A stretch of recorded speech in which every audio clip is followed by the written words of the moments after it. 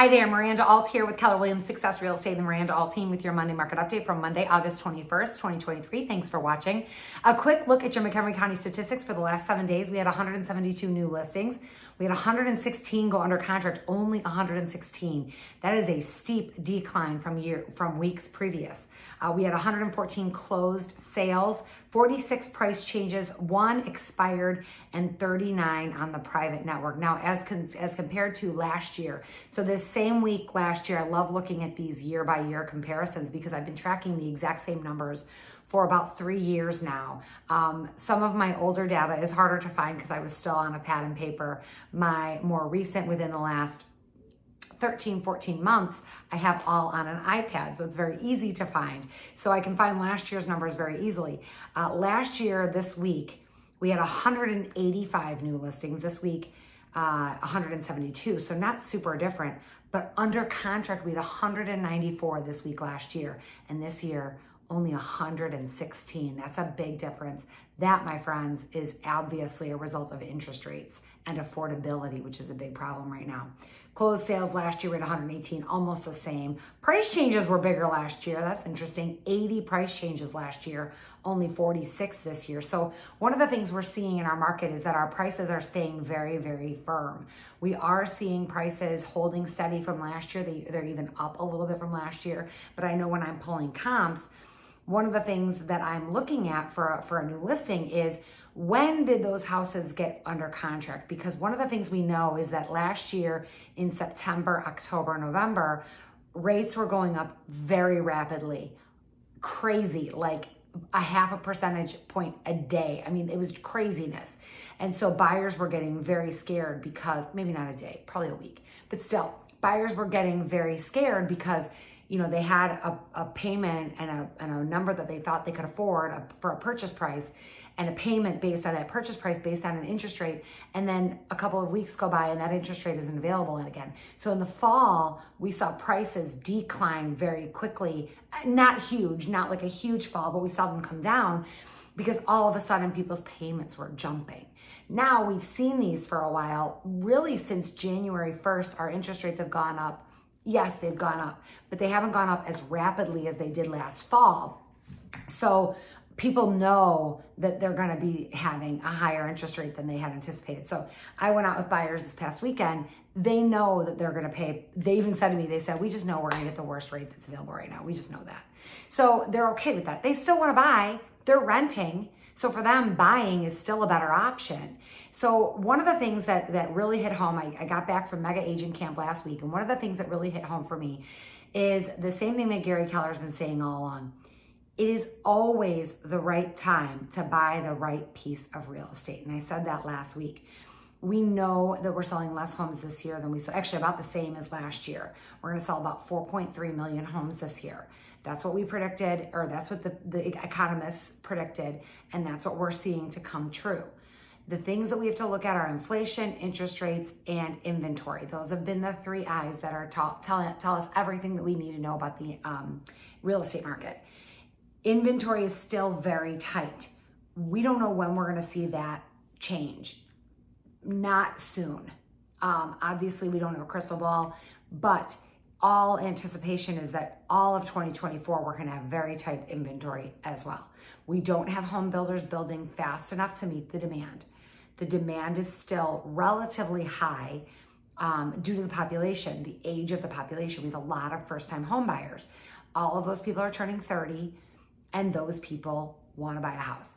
The other thing is that we have a population where 4.3 is probably the lowest number of houses that we're ever going to sell. It just is not likely that it's going to go below that, simply because we are always going to have some need for people to move. Job changes, marriages, divorces, babies, all of those things that lead people to move, they're all going to continue to happen. So we're probably not going to sell less homes next year than we sold this year. We're also probably not going to have a whole lot more inventory because where's it going to come from?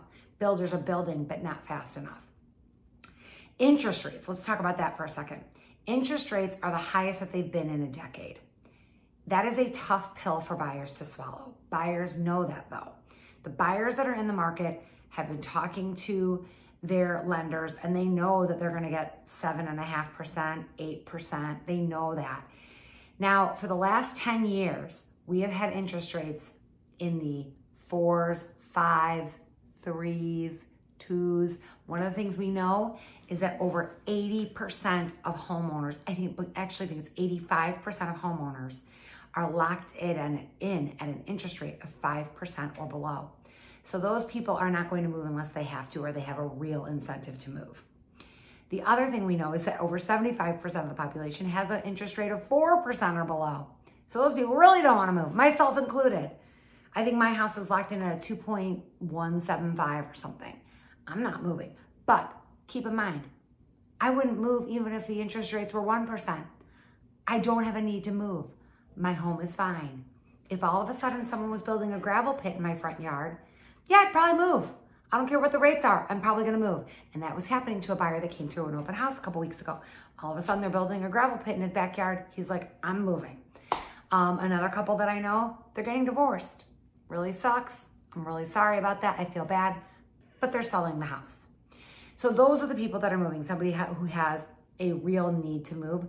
People who are not moving are people like me who might not have moved anyway.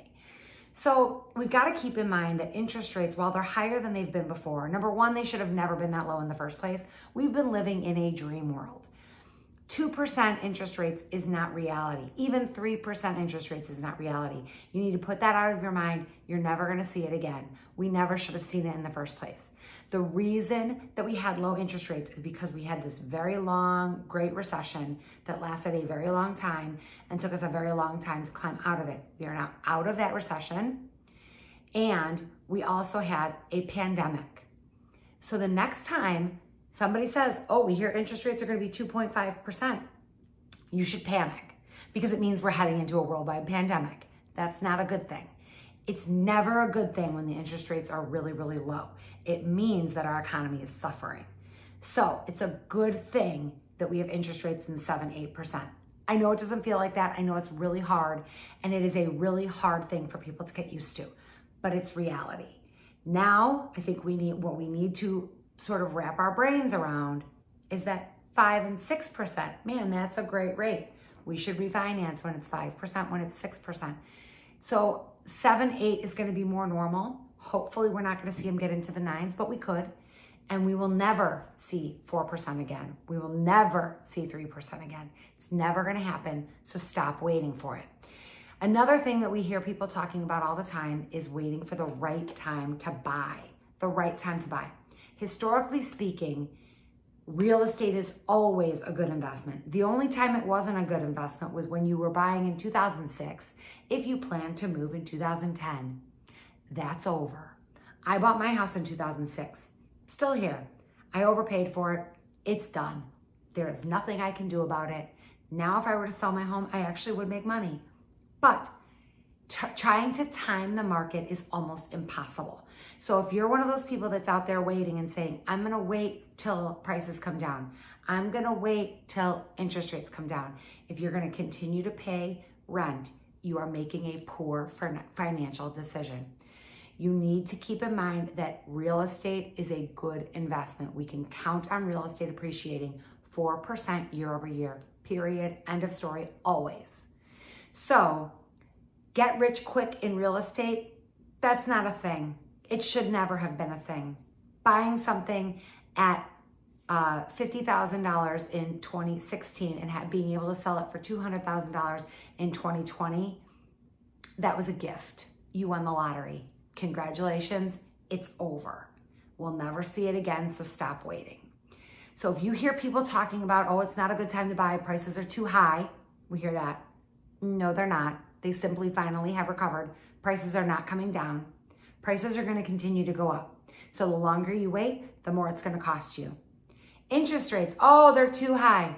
No, they're not. They're just back where they should be. This is where they should be. 7 to 8% is normal. Oh, inventory is too low. Now that you're right. We measure our inventory and how many months it takes to sell out of whatever is currently listed. So right now we have about 1.5 months inventory. It's too low. That is a seller's market. Anything under 4 months inventory is a seller's market. Anything over 6 months inventory is a buyer's market. We are in a seller's market, very strong seller's market. We probably will continue to be in a very strong seller's market for quite some time until builders can catch up with demand or some other change happens. I've heard some talk about some people renovating office spaces, which are not as needed anymore. Maybe renovating those and turning those into residential. If we see that happen, that might be a good thing. So until that happens, we are going to have low inventory. It is going to be hard to find a home. However, that does not mean that it is going to be impossible. I took buyers out over the weekend. It was the first time that we went out looking. We saw 4 properties. We wrote an offer on one. Their offer was accepted. They are now under contract. They are so excited about their new home, and it is perfect for them. So it is not impossible to find the perfect home. It is possible. You just have to be working with a professional who knows how to navigate this market. There are many of us out there. I am not the only one. There are other good agents out there, but you have to make sure you're with a good agent. So if you have any questions about how to navigate this market, please feel free to reach out to me. It's a great time to buy the perfect house. It's a great time. I'm Miranda Alt with Keller Williams Success Real Estate and the Miranda Alt team. Thank you so much for watching. Have a great rest of your week. Stay cool, stay hydrated. It's going to be very hot this week. Drink lots of water. Drink your electrolyte water. You know what to do. Have a great day.